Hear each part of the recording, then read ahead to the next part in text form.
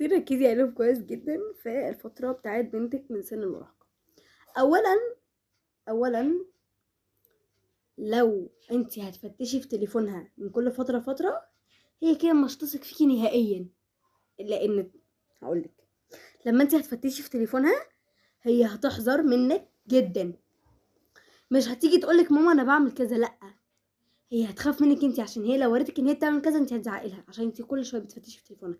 ده مش من الصح ابدا ان انت تفتشي في تليفون بنتك او في تليفون ابنك، ولا من الصح ان انت تفتش في تليفون مراتك او في تليفون اخوك او في تليفون اختك، مش صح ابدا. شخصيات اصلا دي اهو ايوه معنا الهانم بتقول شخصيات نفس ودي دخلت شخصيات بعض. كل واحد حتى لو هقول لكم على حاجه، انا واختي يا نهار ابيض، انا واختي مشتركين في تليفون واحد.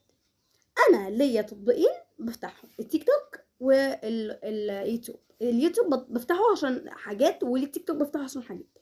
ما ينفعش اخش على الواتساب اشوف اختي بتكلم مين. ايه ده؟ قله الادب دي يا جماعه، يا جماعه والله عيب، عيب نعمل الحاجتين دول اصلا. ولا تفتشي في تليفونه ابنك او بنتك، ولا تزعقي له على لما يجي يقول لك مامي انا بعمل كذا. ما تزعقيش، اديله نصيحه بهدوء وبالراحه، وعلى فكره بتفرق في طريقه الكلام. هو ليه بيعمل كده؟ طب انت ليه بتعمل كده مثلا؟ بالظبط.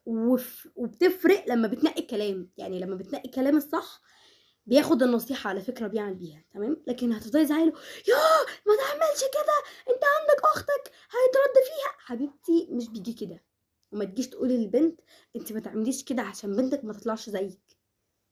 في ايه يا جماعه؟ في ايه يا جماعه؟ قالوا والله احنا في جيل جديد خالص، احنا مش في جيل التسعينات، انا اسفه بس بجد احنا الجيل اتغير والناس اتغيرت.